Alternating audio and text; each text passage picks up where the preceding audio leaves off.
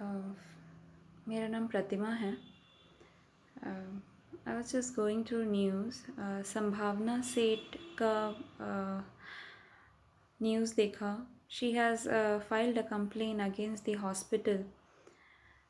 She has also lost her dad due to COVID. Mm. Even I lost my dad due to COVID.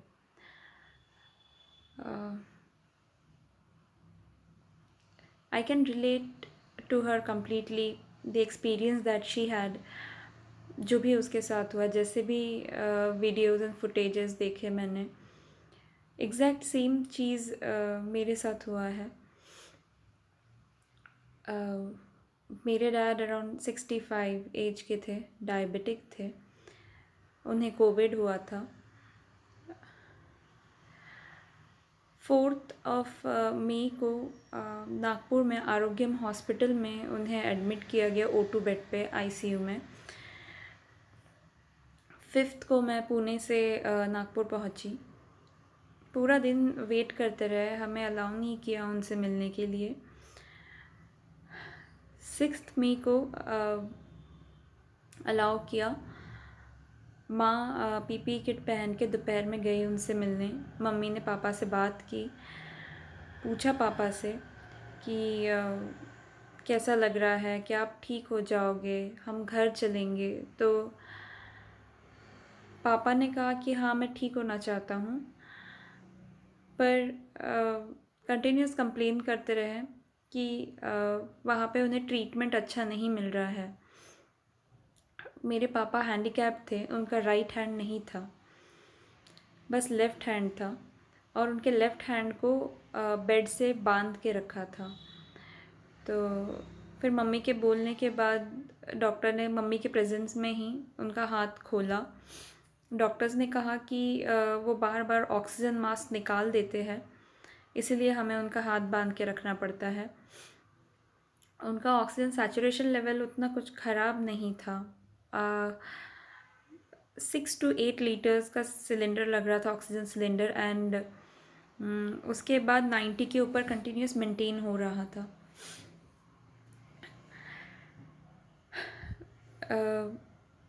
फिर हम room वापस आए। 7:30 बजे, around 7:30 हमें call आया कि अगर इमरजेंसी में आपके फादर को वेंटिलेटर पर शिफ्ट करना पड़ा तो क्या आपकी परमिशन है। तो हम लोग शॉक हो गए ये सोच के कि अभी तो दोपहर में उनसे मिलकर आए और काफ़ी अच्छी हालत थी उनकी, हमें लग रहा था वो रिकवर हो जाएंगे, तो वेंटिलेटर की बात क्यों कर रहे हैं। तो हम फिर से हॉस्पिटल 9 बजे गए। मैं PPE किट पहन के इस बार ICU में गई पापा से मिलने। ऑलमोस्ट 1 घंटा मैं पापा के साथ थी। पापा ने मुझसे अच्छी बात की, उन्होंने कहा कि वो ठीक हो जाएंगे। ऑक्सीजन मास्क हटाने के बाद 80 सैचुरेशन लेवल था उनका ऑक्सीजन का, एंड ऑक्सीजन मास्क लगाने के बाद 90 के ऊपर था। तब भी उनका हाथ बंधा हुआ था, और उन्होंने मुझसे भी कंप्लेन किया कि यहाँ पे कोई उन पे ध्यान नहीं देता है और उनके साथ बहुत बदतमीज़ी की जाती है।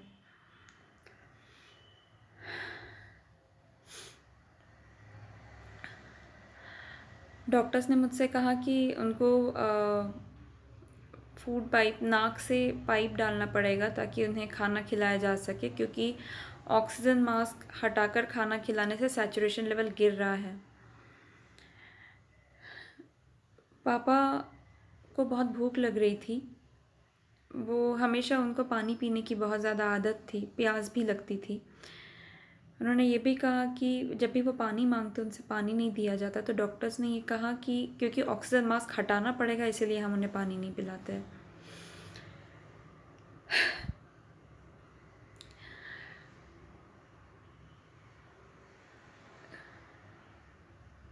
फिर मैंने कहा कि ठीक है, मैं रहती हूँ, मेरे सामने आप उन्हें फूड पाइप लगा दीजिए और खाना खिलाइए।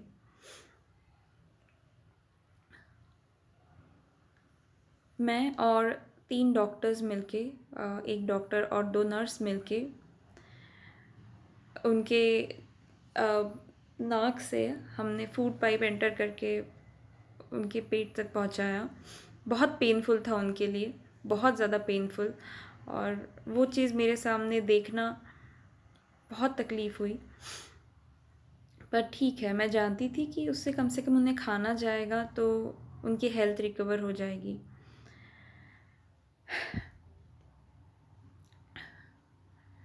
डॉक्टर्स ने मुझे कहा कि देखिए, इनका हाथ बांध के रखना पड़ेगा क्योंकि ये ऑक्सीजन मास्क हटा देते हैं। मैंने पापा को समझाया कि आपको ठीक होना है तो ऑक्सीजन मास्क मत हटाइएगा, और शायद आप नींद में हटा दो गलती से तो इन्हें हाथ बांध नहीं दीजिए। पापा ने एग्री किया और उन्होंने खुद ही दिया कि ठीक है, मेरा हाथ बांध दो। मैंने डॉक्टर से कहा कि इनकी एज हो गई है और हम सब फैमिली मेम्बर्स इनसे अभी रेगुलर मिल नहीं पा रहे, पर नीचे ही हैं, तो हो सकता है इन्हें हमारी याद आए, तो आप हमें बुला दीजिए, हम इमिडिएटली ऊपर आ जाएंगे इनसे मिलने, और इनसे प्यार से बात कीजिएगा तो ये आपकी हर बात मानेंगे। तो डॉक्टर ने मुझे पलट के बोला, आप फैमिली मेम्बर है इसलिए आपकी बात मानते हैं, ये डॉक्टर्स की बात नहीं मानते। मेरे फादर ऐसे नहीं थे, वो खुद रिकवर होना चाहते थे। He was a very disciplined man. सुबह हर टाइम मैंने उन्हें देखा, मॉर्निंग 4:35 वो उठ जाते थे, डेली प्राणायाम करते थे। मेरे पापा अपना हेल्थ बहुत मेंटेन करते थे, बहुत पॉजिटिव एटीट्यूड के इंसान थे। 6 मई को रात को उन्हें फूड पाइप लगाया गया, फिर उसके बाद मेरे सामने खाना खिलाया गया। उन्हें फूड पाइप से 2 ग्लास दाल का पानी दिया गया। उनसे डॉक्टर ने पूछा कि अभी आपका पेट भरा, तो उन्होंने कहा नहीं। फिर मैंने डॉक्टर को बोला कि उनका पेट नहीं भरा है और कुछ आप खिलाएंगे, तो उन्होंने कहा कि नहीं, बस इतना काफ़ी है दवाई के लिए। मैं समझ नहीं पा रही थी कि मैं डॉक्टर से क्या बात करूं, उनसे क्या कहूं, और पापा को कैसे कुछ खिलाऊं या ऐसा क्या कुछ करूं कि उन्हें आराम मिले।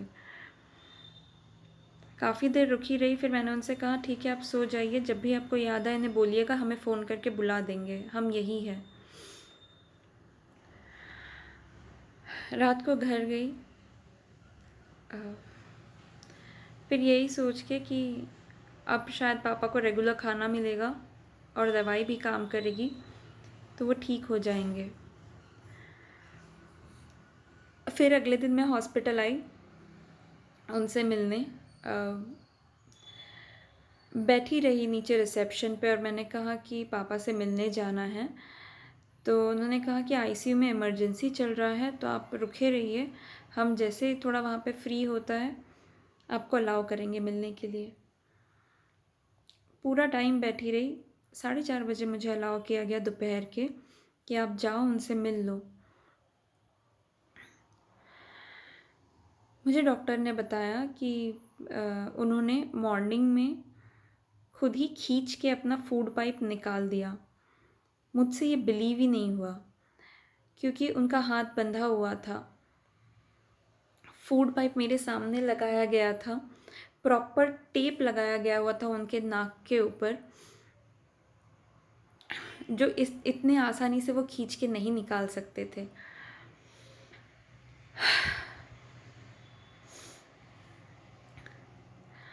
जब मैं दोपहर में पापा से मिलने गई तो मैंने पापा से पूछा कि आपने क्यों निकाला, तो उन्होंने कहा मैंने नहीं निकाला। मैं जब दोपहर में पापा से मिलने गई, सबसे पहला सिनेरियो ये था कि उनके जो मशीन था जिसमें रीडिंग्स आती थी उनके सैचुरेशन लेवल की, बीपी की, हार्ट बीट की, वो मशीन बंद था। उनका मास्क निकला हुआ था और वो पानी पानी चिल्ला रहे थे। वहाँ से सारे डॉक्टर्स और नर्सेस गुजर रहे थे पर कोई उनकी तरफ ध्यान नहीं दे रहा था। मुझे वो सिनेरियो देखकर बहुत बुरा लगा, बहुत गुस्सा आया। तो मैंने वही जो भी डॉक्टर और नर्स थे उन पे चिल्ला दिया और मैंने बोला कि क्यों आप इनकी तरफ ध्यान नहीं दे रहे हो। फिर वो लोगों ने कोई जवाब नहीं दिया। मैंने बोला पानी दीजिए, फिर उन्होंने मुझे ग्लास में पानी दिया। मैंने पापा को पानी पिलाया, ऑक्सीजन मास्क लगाया। मैंने बोला मशीन्स क्यों बंद है? फिर उनमें से एक वार्ड बॉय आके मशीन शुरू करता है।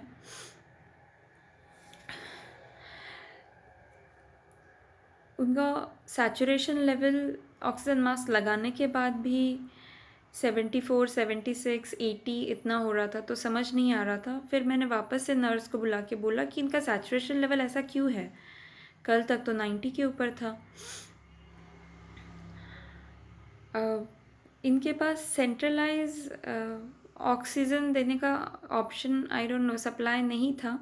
अलग से एक मशीन लगाई हुई थी, ऑक्सीजन मशीन, जिसमें नीचे आपको पानी भरना होता था बॉटल में, और फिर वो पानी से ऑक्सीजन फ़िल्टर होकर ऑक्सीजन मास्क में जाता था। मुझे एग्जैक्ट मैकेनिज़्म समझ नहीं आया। तो उस बॉटल में पानी ख़त्म हो गया था। स्ट्रेंज। आप पेशेंट को ऑक्सीजन मास्क लगाते हो और आपको अगर पता है कि उसमें आपको पानी रीफ़िल करते रहना है और वो पानी ख़त्म हो जाता है, तो क्या ही करोगे आप? कैसे ही किसी पेशेंट को फिर ऑक्सीजन मिलेगा? फिर उन्होंने पानी भरा वो कैन में। फिर वापस से उनका ऑक्सीजन लेवल फिर 90 के ऊपर आया। मुझे बहुत गुस्सा आ रहा था उस टाइम पे, समझ नहीं आ रहा था कि मैं क्या करूं। और इस बार 7 तारीख को दोपहर में जब मैं पापा से मिलने गई, सिर्फ उनका हाथ नहीं, उनके दोनों पैर भी बेड के साथ बंधे हुए थे।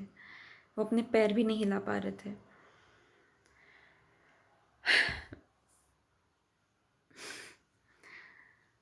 अपने फादर को वैसी हालत में देखना, मैं स्माइल कर रही हूँ क्योंकि आज भी दोपहर में रोई हूँ मैं। अकेले आके रह रही हूँ अभी सबसे दूर, क्योंकि मैं सबके साथ रह के एक्सप्रेस नहीं कर पा रही हूँ कि मैं हर मोमेंट क्या फील करती हूँ। मुझे पता है चीज़ें इतनी ख़राब नहीं होनी चाहिए थी।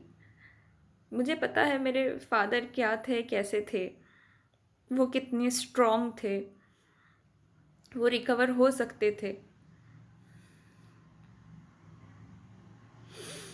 मुझे समझ नहीं आया उस दिन 7 तारीख को, 7 मई दोपहर में पापा से मिलने के बाद मैं क्या बोलूँ, क्या करूँ। मैंने पापा से फिर पूछा कि आप क्या चाहते हो, कैसे हम कुछ एक्शन ले, हॉस्पिटल चेंज करें या कुछ और करें। पापा ने मुझे बोला मुझे बहुत सारी बातें करनी है, अब मैं ठीक नहीं हो सकता। He gave up hope. 7 May afternoon, he gave up hope. He told me he can't get well now.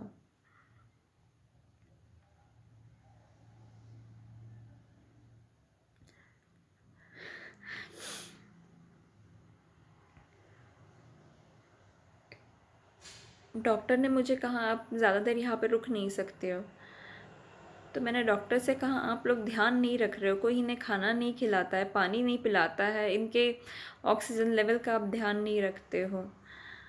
अगर आप लोगों से नहीं हो रहा है तो मुझे कहिए, मैं यहाँ पे 24 आवर्स इनके साथ रहने के लिए रेडी हूँ।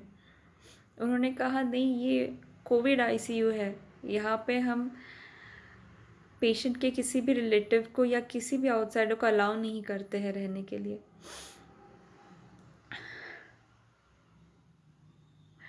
पापा को जब एडमिट किया तभी हमने एक एडिशनल क्लोथ ड्रेस दिया था उन्हें चेंज करने के लिए।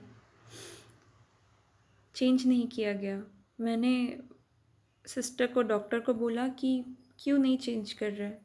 मुझे एक सिस्टर ने बहुत रूड तरीके से रिप्लाई किया कि ड्रेस चेंज करना इम्पोर्टेंट नहीं है, इनका ऑक्सीजन का सैचुरेशन लेवल इम्पोर्टेंट है। मैंने बोला उस पर भी तो आपने ध्यान नहीं दिया है। और वो तो बेसिक हाइजीन है। चलिए हम दोनों मिलके इनका ड्रेस चेंज कर देते हैं, इन पे थोड़ा सा ध्यान देंगे आप तो ये रिकवर कर जाएंगे। फिर उन्होंने मुझसे कहा कि हमारे पास वार्ड बॉय नहीं है, जैसे ही कोई वार्ड बॉय आता है हम चेंज करवा देंगे।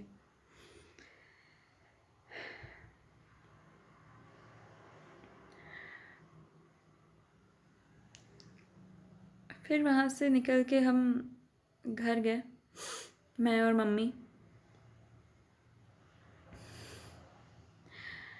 अराउंड 7 PM फिर फ़ोन आता है हमें हॉस्पिटल से कि आपके पापा की तबीयत और ख़राब हो गई है, उनका ऑक्सीजन लेवल बहुत गिर रहा है, तो हमें उन्हें बाईपैप पे लेना पड़ा।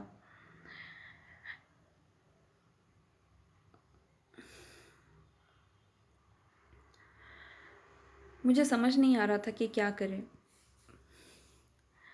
फिर मैं और मम्मी हॉस्पिटल गए। एक टाइम पे एक ही इंसान को आईसीयू में जाना अलाउड था पापा से मिलने। मम्मी इस बार पीपीई किट पहन के गई ऊपर आईसीयू में पापा से मिलने। मम्मी ने पापा को देखा, उन्हें आवाज़ दिया, वो लेटे हुए थे बेड पे। जितने बार मम्मी ने आवाज़ दिया वो पलट के मम्मी को देखे। मम्मी ने बताया कि वो इस तरह से ब्रीथ कर रहे थे, इस तरह से सांस ले रहे थे कि बहुत तकलीफ़ हो रही थी उन्हें। उतने में वहाँ पे जो हेड नर्स थी उन्होंने मम्मी से कहा कि इनकी हालत ठीक नहीं लग रही है, अगर आप चाहें तो किसी और हॉस्पिटल में शिफ्ट कर सकते हैं।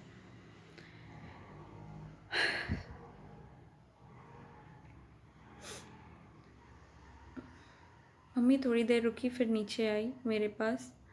मम्मी भी बहुत टूट गई थी। हम दोनों को समझ नहीं आ रहा था कि क्या करें।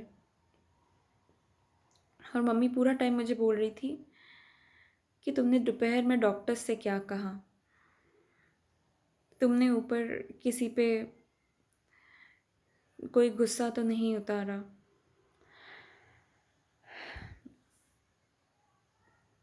फिर मैंने सोचा कि या तो हॉस्पिटल चेंज किया जाए या फिर जो हॉस्पिटल के मेन डॉक्टर है उनसे बात करके कोई और स्पेशल रूम लिया जाए जहाँ पे मैं पापा के साथ रुक सकती हूँ। मैंने उतने में जो रिसेप्शन में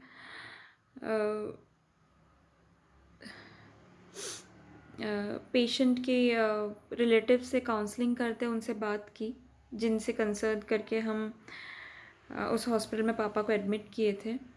मैंने बस उनसे पूछा कि इस हॉस्पिटल का रिकवरी रेट क्या है, ये हॉस्पिटल कब से कोविड हॉस्पिटल है। उन्होंने कहा कि 1 महीना ही हुआ है हम कोविड हॉस्पिटल में कन्वर्ट हुए हैं, काफ़ी अच्छा रिकवरी रेट है। मैं 5 मई को उस हॉस्पिटल में गई थी एंड 3 दिन के अंदर 5th, 6th एंड 7th मैंने 6 डेथ देखे थे, कोविड डेथ। मॉर्निंग में एक, इवनिंग में एक। इमरजेंसी केसेस आ रही हैं डेली 1 या 2, और डेली 2 डेथ्स हो रही है। आई डोंट नो कैसे हॉस्पिटल कहती है कि उनका रिकवरी रेट अच्छा है। फिर 7th को मैं और मम्मी पापा से मिलके जब वापस गए,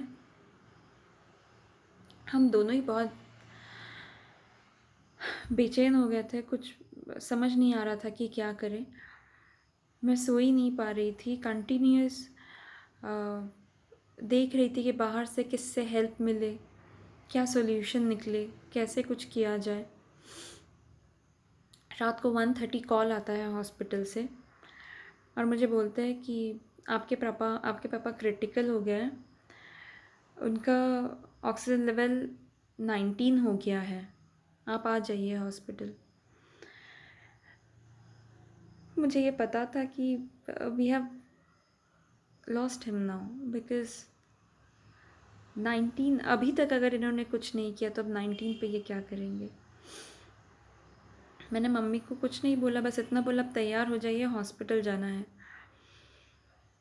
जैसे हॉस्पिटल में हम पहुँचे, रात के 2 बज रहे थे, मुझे फ़ोन आया कि आपके पापा की डेथ हो गई। मैंने कहा मैं हॉस्पिटल के नीचे ही हूँ।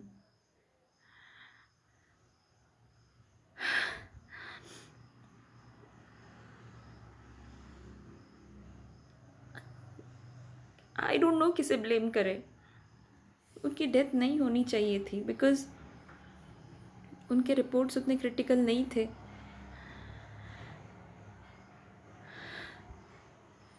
मेरे मॉम डैड दोनों कोविड पॉजिटिव थे। सीटी स्कैन किया, उनका रिपोर्ट, पापा का 8 था स्कोर आउट ऑफ 25, मम्मी का 4 था स्कोर आउट ऑफ 25।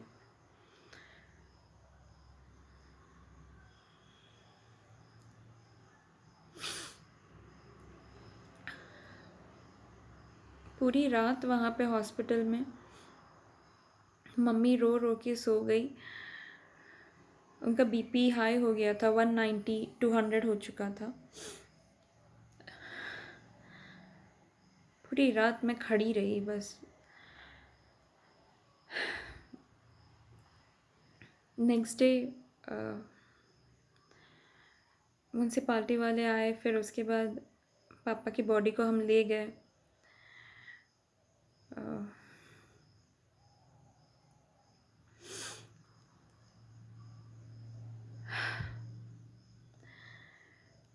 फिर वापस हॉस्पिटल, वहाँ से मैं वापस हॉस्पिटल आई बिल सेटल करने के लिए और उनकी फ़ाइनल रिपोर्ट्स लेने के लिए।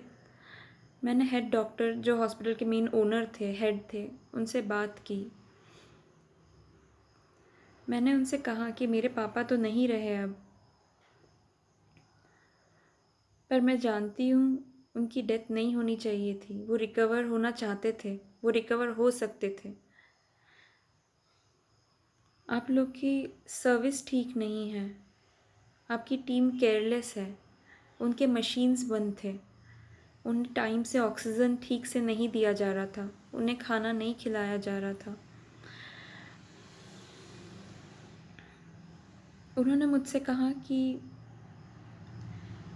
मेरे लिए इस टाइम पे सबसे ज़रूरी ये है कि मेरी स्टाफ सेफ़ है या नहीं। मैं 4 आवर्स टू 6 आवर्स की ड्यूटी दे रहा हूँ इनको। मेरे स्टाफ की हेल्थ सबसे ज़्यादा इम्पोर्टेंट है मेरे लिए।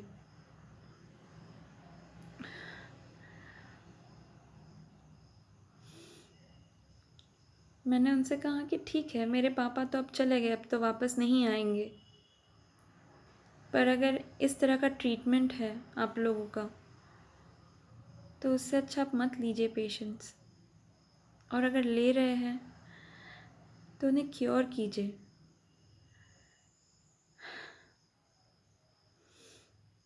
1.5 आवर का डिस्कशन हुआ उनके साथ। मुझे नहीं समझा कि मैं क्या करूं, और अब कर ही क्या सकती थी। मेरे पापा तो जा चुके थे।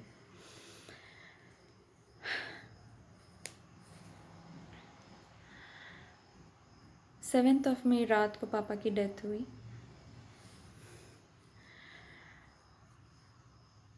आज भी मुझे हर एक चीज़ एकदम क्लियरली याद है।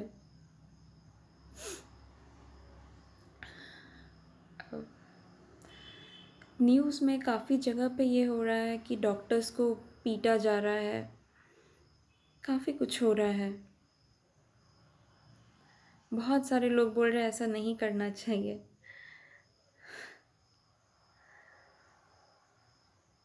मुझे नहीं पता ऐसा करना चाहिए नहीं करना चाहिए।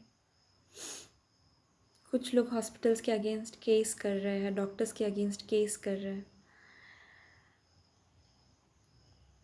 ये भी नहीं पता कि ये करना चाहिए नहीं करना चाहिए, पर अब भरोसा ही नहीं रहा। हॉस्पिटल्स पे नहीं, मेडिकल सर्विसेज पे नहीं, सोसाइटी पे नहीं, कम्युनिटी पे नहीं।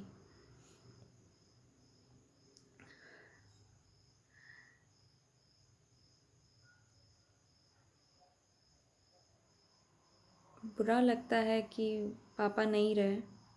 उससे ज़्यादा बुरा ये लगता है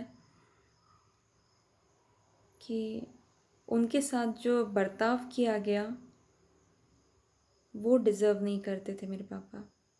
हाथ पैर बांध के रखना, उन्हें खाना नहीं खिलाना।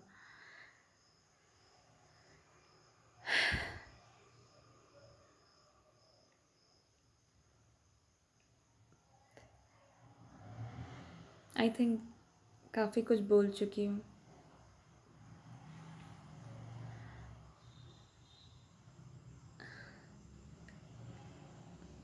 लोग जिस तरह से बोल रहे हैं, समझा रहे हैं कि ठीक है, यही लाइफ है, एक ना एक दिन जाना होता है, ये सब स्टेटमेंट्स की ज़रूरत नहीं है।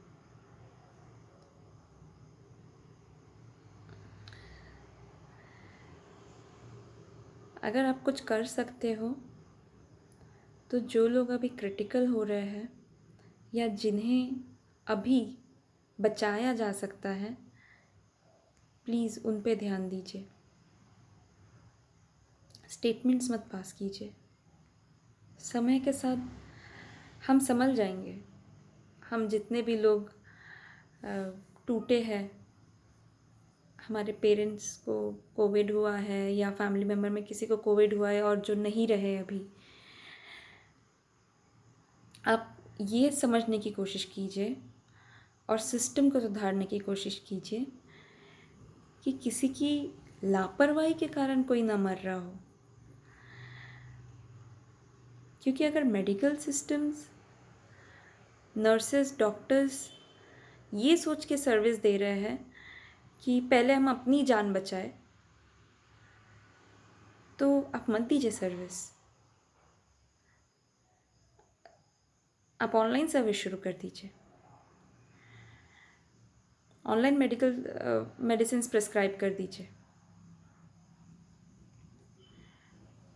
उसके बाद तो अपनी किस्मत, जिसकी जितनी लाइफ लिखी है वो उतना ही जिएगा।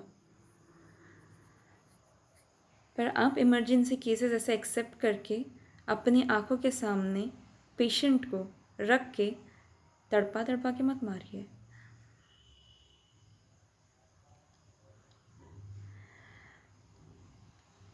जितना तकलीफ़ है मेरे अंदर, उससे कहीं ज़्यादा गुस्सा है।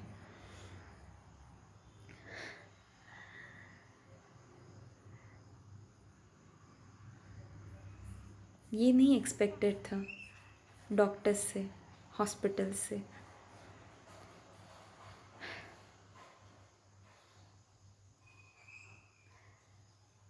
Police, court,